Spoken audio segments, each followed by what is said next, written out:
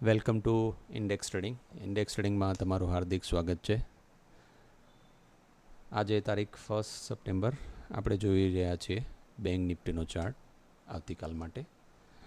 આવતીકાલે 2 સપ્ટેમ્બરના રોજ માર્કેટ કેવી રીતે બિહેવ કરશે, કયા કયા લેવલ્સ આપણે ચેક કરવા જોઈએ, કયા કયા લેવલ્સ ઉપર આપણે ધ્યાન રાખવું જોઈએ, આપણે એની અત્યારે ડિસ્કસ કરી રહ્યા છીએ. આપ જોઈ રહ્યા છો બેંક નિફ્ટીનો 1 ડેનો ચાર્ટ.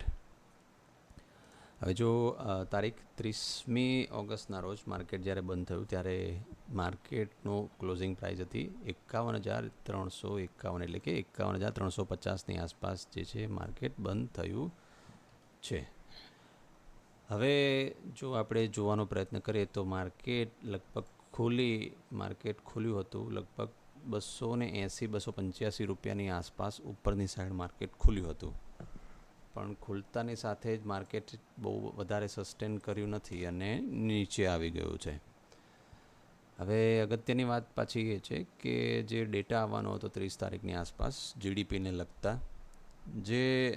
લગતો જે ડેટા આવ્યો છે, જે ગવર્મેન્ટને એક્સપેક્ટેશન પ્રમાણે લો આવ્યો છે. બરાબર છે. જે ગવર્મેન્ટની એક્સપેક્ટેશન હતી એ પ્રમાણે 7.8 કે 7.6ની આસપાસ જીડીપી ક્વાર્ટરલી જે 15 મહિનાનો જે ડેટા આવતો હોય છે એમાં જે ગવર્મેન્ટની એક્સપેક્ટેશન પ્રમાણે ઓછો આવ્યો છે. જે ડેટા આવ્યો છે એ 6.7% જે ગ્રોથ જે છે એ દેખાયો છે. હવે 6.7% ગ્રોથ એ જે ડેટા આવ્યો છે એક્સપેક્ટેશન પ્રમાણે લો છે, એ તો સાચી વાત છે. હવે એની અસર માર્કેટ ઉપર આવતીકાલે પડશે કે કેમ, આપણે એ પણ થોડીક ડિસ્કશન કરી લઈએ. બરાબર છે કે એ કાલે માર્કેટની એની પર અસર પડશે કે કેમ એ પણ ડિસ્કશન કરી લે. જો હવે એકચ્યુઅલી માર્કેટ જે પ્રમાણે બંધ થયું છે, માર્કેટ લો બંધ થયું છે, કેટલા રૂપિયા નીચે બંધ થયું છે આપણે એ પણ જોઈ લઈએ. એ જે છે માર્કેટ લગભગ 80 રૂપિયાની આસપાસ, 88-90 રૂપિયાની આસપાસ નીચે બંધ થયું છે. આમ જોવા જઈએ તો માર્કેટ બુલિશ છે. બરાબર છે, પણ એ 30 તારીખે જ્યારે માર્કેટ ઓપન થઈને નીચે આવ્યું છે એક્સપેક્ટેશન પ્રમાણે તો નથી જ. એ શાયદ ન્યૂઝની પ્રી અસર હોઈ શકે. બરાબર છે, પણ આપણે એ રીતે નથી જોતા. બરાબર છે, આપણે જોઈએ છે માર્કેટ ઓલરેડી બુલિશ છે. આપણે એ દિશામાં જોઈ રહ્યા છે કે માર્કેટની સ્ટ્રેન્થ જે છે અત્યારે બુલિશ તરફની છે. બરાબર છે. તો આવતીકાલે માર્કેટ કેવી રીતે ઓપન થાય અને શું વસ્તુ બની શકે, તો આપણે કેવી રીતે ટ્રેડ લેવા જોઈએ, અત્યારે આપણે ખાસ એની પર ધ્યાન આપીએ. બરાબર છે. ડેટા લો આવ્યો છે કે ડેટા હાઈ આવી જાય એ અલગ સબ્જેક્ટ થઈ જાય છે, કારણ કે જો ડેટા લો આવે તો એની અસર પણ ચાર્ટ ઉપર કે ભાવ ઉપર પડતી હોય છે, અને ડેટા જો હાઈ આવી જાય એની અસર પણ ચાર્ટ ઉપર પડતી હોય છે. તો આપણે એ જ રીતે અત્યારે થોડુંક ડિસ્કસ કરીએ, સમજવાની કોશિશ કરીએ. બરાબર છે. જો આવતીકાલે માર્કેટ ગેપઅપ ખુલી જાય છે, બરાબર છે, 51,400 કે પછી 51,450 કે પછી 51,500ની આસપાસ, બરાબર છે, તો આપણે હવે શું ધ્યાન રાખવું જોઈએ. બરાબર છે. હવે ચલો આપણે 15 મિનિટનો ચાર્ટ જોઈએ.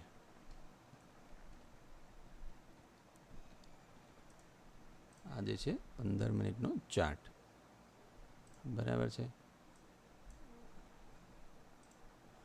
15 મિનિટનો ચાર્ટ જોતાં આપણને ખ્યાલ આવી ગયો કે માર્કેટ જે રીતે સ્ટ્રેન્થ બનાવી જોઈતી હતી એ દિવસે 30મી તારીખની આસપાસ એ બની નથી. બરાબર છે, નીચે તો આવ્યું છે, પણ જો માર્કેટ 400ની આસપાસ, 450ની આસપાસ કે 500ની આસપાસ ખુલી જાય છે ગેપઅપ, તો સૌથી પહેલાં તમારે પ્રાઇઝ એક્શન જ જોવાની રહેશે. પ્રાઇઝ એક્શન એ સૌથી મોટામાં મોટી ફોકસ કરો કે એ કેવી રીતે બિહેવ કરતું હોય છે. બરાબર છે. ખુલ્યા પછી જો માર્કેટ નીચે નથી આવતું, બરાબર છે, ખુલ્યા પછી જો માર્કેટ એ નીચે નથી આવતું, એ ઉપર જવાની કોશિશ કરી રહ્યું છે, તો આ જ પ્રાઇઝ એક્શન તમારે પકડવી પડશે અને કોલ તરફ જ જોવું પડશે. બરાબર છે, કોલ તરફ જ જોવું પડશે, કારણ કે માર્કેટમાં ભલે ડેટા બેરિશ આવ્યો છે પણ માર્કેટ બુલિશ છે. બરાબર છે. જો ગેપઅપ ઓપન થાય છે અને ઉપરની સાઈડની પ્રાઇઝ એક્શન બનાવે છે, હાયર હાઈની પેટર્ન બનાવે છે, તો પછી આપણે ઉપર જ જોવાનું રહેશે. એ જે લેવલ્સ જે છે તો પછી જો 500ની નીચે ખુલી જાય છે 460, તો પછી 551 500ની આસપાસનું લેવલ, સોરી 51 500ની આસપાસનું લેવલ, એ પછી 51 700 અને 51 750નું લેવલ, આ માર્કેટ લેવલ જોવા મળી શકે છે. બરાબર છે. પણ જો આવતીકાલે માર્કેટ નીચે ખુલી જાય છે, ગેપ ડાઉન ખુલી જાય છે, બરાબર છે, તો એ સિનારીઓમાં આપણે, કારણ કે માર્કેટ ડેટા જે છે ડાઉન આવ્યો છે, ડેટા જે છે લો આવ્યો છે, એ કેસમાં પછી આપણે નીચેના લેવલ્સ જ ચેક કરવા પડશે. જો એ નીચે તરફ માર્કેટ મૂવ કરી રહ્યો છે તો એ સિનારીઓમાં, બરાબર છે, આ જે સપોર્ટ લેવલ હતું 51,100, 51,000 પોતે ઇટસેલ્ફ, એ જે રાઉન્ડ ફિગર જે છે મોટામાં મોટી, બરાબર છે, એ લેવલ્સ નીચેની સાઈડ તમને પ્રાઇસ એક્શન બનાવતું આવે તો નીચેની સાઈડ એ લેવલ્સ જોવા મળી શકે છે. તો જો મોટી રેડ કેન્ડલ નીચેની તરફ બની જાય છે તો પછી તમારે નીચેના લેવલ્સ જ જોવા પડશે, કારણ કે એ એક સાયકોલોજીકલ અસર હશે માર્કેટ ઉપર, ડેટાની અસર હશે, બરાબર છે, જે છે કે જીડીપીનો ડેટા લો આવ્યો છે, મોટાભાગના જે રાઇટર્સ હશે પછી નીચેની તરફ જ જોવાનો ટ્રાય કરશે, નહીં કે ઉપર તરફ, બરાબર છે. તો આપણે એ જ રીતે જોવું પડશે. અને એ પછી પાછો ડેટા આવી જાય છે 50,900ની આસપાસ, બરાબર છે. આ જે સપોર્ટ લેવલ જે છે 51,150, 51,100 અને 51,000 ઇટસેલ્ફ, બરાબર છે.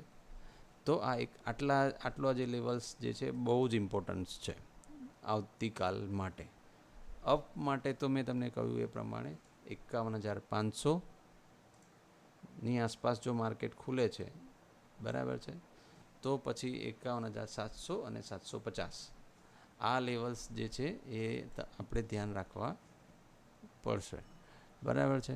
પણ માર્કેટમાં પેટર્ન બને એ પ્રમાણે જ આપણે ટ્રેડ કરવાના છે. એવું નથી કરવાનું કે ઉપર ખુલી ગયું છે તે પછી આપણે ઉપર જ લાઈક કોલ તરફ જ બેસી જવાનું છે, એ રીતે પછી ટ્રેડ નથી જ કરવાનો. જો માર્કેટ ગેપ અપ ખુલી જાય છે અને એ સિનારીઓમાં જો એ હાયર હાઈની પેટર્ન નથી બનતું અને એ ધીરે ધીરે કરીને જો નીચે લઈને આવવાની કોશિશ કરી છે તો પછી વેઇટ કરવાનો છે, બરાબર છે. આપણે એમાં તાત્કાલિક એન્ટ્રી નથી કરવાની કે એકચ્યુઅલી કરવા શું માંગે છે માર્કેટ, બરાબર છે.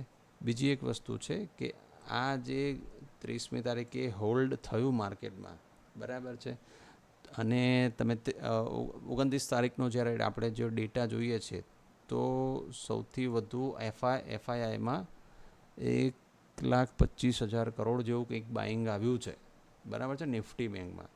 તો એ પણ એક સ્ટ્રેન્થ છે. મે બી અહીંયા બાયર્સ જે છે એક્ટિવ હોય, બરાબર છે, એમણે નીચેથી અહીંયાથી પાછું બાઇંગ કરીને, કારણ કે બાઇંગ એકી સાથે ના થઈ શકે ક્યારેય, બરાબર છે, એ ગ્રેજ્યુઅલી બાઇંગ થતું હોય છે, બરાબર છે, થોડી અમાઉન્ટમાં બાઇંગ થતું હોય છે.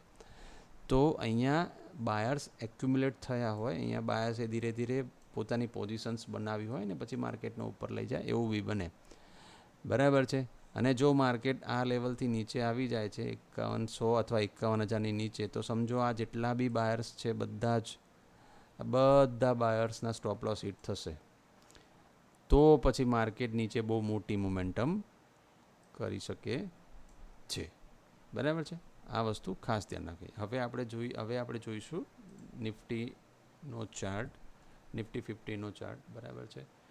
નિફ્ટી 50માં પણ સિમિલર વસ્તુ બની છે, બરાબર છે. માર્કેટ જે છે જે 29 તારીખના ક્લોઝિંગ બાદ જે ઓપન થયું હતું લગભગ જે છે એ લગભગ 100 રૂપિયાની આસપાસ જે છે ઉપર ઓપન થયું હતું, પણ જે સસ્ટેન નથી કર્યું અને નીચે તરફ આવ્યું છે. પણ તમે આપણે ભૂલવાની કોશિશ નથી કરવી કે માર્કેટ જે છે બુલિશ છે, માર્કેટને બુલિશ જ છે. આટલી કન્સિસ્ટન્ટ તમે જુઓ તો જે કેન્ડલ્સ બની છે પોઝિટિવ, બરાબર છે, આ જે ચેનલ બની છે આ ચેનલને બ્રેક કરવી માર્કેટ માટે મુશ્કેલ હશે, અને જો આ ચેનલ બ્રેક થાય છે તો મોટો ફોલ પણ આવી શકે છે, બરાબર છે. તો જે 100 રૂપિયા ગેપ અપ ઓપન થયા પછી પણ માર્કેટ જ્યારે નીચે આવે છે અને લગભગ 25,235 એટલે 25,235ની આસપાસ ક્લોઝિંગ આપ્યા છે. તો એનો મતલબ એવું નથી કે માર્કેટ નીચે પડી જશે. આપણે પ્રાઇસ એક્શન જ જોવાની છે, માર્કેટ ક્યાં ઓપન થાય છે ને કઈ રીતે ઓપન થાય છે. માર્કેટ ક્યાં ઓપન થાય છે ને એ પછી કયા કયા લેવલ્સ માર્કેટ જોવાનું ટ્રાય કરે છે એ બધે જોવાનું હોય છે. જો માર્કેટ ગેપ અપ ખુલી જાય છે, બરાબર છે, જો માર્કેટ ગેપ અપ ખુલી જાય છે તો પછી આપણે પ્રાઇસ પણ એ જ રીતે જોવી જોઈશે, લેવલ્સ પણ આપણે એ જ રીતે જોવા જોઈશે, બરાબર છે. જો માર્કેટ જે છે 250ની આસપાસ કંઈક ખુલી જાય છે અથવા તો પછી 280 કે 300ની આસપાસ જો એ ખુલી જાય છે, 280 અને 300ની આસપાસ ગેપઅપમાં ખુલી જાય છે, તો એ સિનારીઓમાં તમારે પ્રાઇસ એક્શન હાયર હાઈની પેટર્ન જ જોવાની છે, બરાબર છે. તો એ લેવલ્સ પ્રમાણે અને માર્કેટ જે છે એ નિફ્ટી 50 અત્યારે ઓલ ટાઈમ હાઈ ચાલી રહ્યું છે, બુલિશ છે ને ઓલ ટાઈમ હાઈ ચાલી રહ્યો છે. તો કોલ તરફ જ જોવાનું છે જો હાયર હાઈની પેટર્ન બનતી ઉપર દેખાય છે તો, બરાબર છે. અને લેવલ્સ તો મેં તમને પહેલા દિવસે પણ આપેલા હતા, હજુ પણ આપી દઉં છું કે જે 400નું લેવલ, 500નું લેવલ, બરાબર છે, 25,400 25,500 જે રાઉન્ડ ફિગર છે અત્યારે ઓલ ટાઈમ હાઈમાં એ જ લેવલ આવી શકે છે, બરાબર છે. અને જો આવતીકાલે માર્કેટ નીચે ખુલી જાય છે તો પછી 25,200 એટલે કે જો લોઅર લોની પેટર્ન બનતી હોય તો 25,200, 25,160 અને 25,140 અને પછી સીધું 25,080 આ લેવલ્સ જોવા મળી શકે છે. કારણ કે નિફ્ટીની અંદર પણ સ્ટ્રોંગ બાઇંગ છે, બરાબર છે, એટલે એ નીચે આવવાની શક્યતાઓ બહુ ઓછી છે. પણ જે આપણે જીડીપીનો જે ડેટા આવ્યો છે, બરાબર છે, એને જોતાં જો કાલે માર્કેટ નીચે આવે છે તો પછી આપણને આ લેવલ નીચેના જોવા મળી શકે છે. આશા રાખીએ છીએ કે આજનું આ એનાલિસિસ આપણને ગમ્યું હશે, આપણને ખ્યાલ આવ્યો હશે. જો આપને ખ્યાલ આવ્યો તો ચોક્કસથી કમેન્ટમાં જણાવો. હજુ કંઈ પ્રોબ્લેમ્સ થતા હોય, હજુ કંઈ ઇસ્યુઝ આવતા હોય તો પણ અમને કમેન્ટમાં લખીને જણાવો, તો એમાં થોડા ઇમ્પ્રુવમેન્ટ કરવાની સમજ પડે, બરાબર છે. આ હતું એનાલિસિસ બેંક નિફ્ટી અને નિફ્ટી 50નું આવતીકાલ માટે, તારીખ 2 સપ્ટેમ્બર માટે, બરાબર છે. આપ અમારી ચેનલને સબસ્ક્રાઈબ કરો, બરાબર છે, અને લાઈક કરો video. Thank you very much.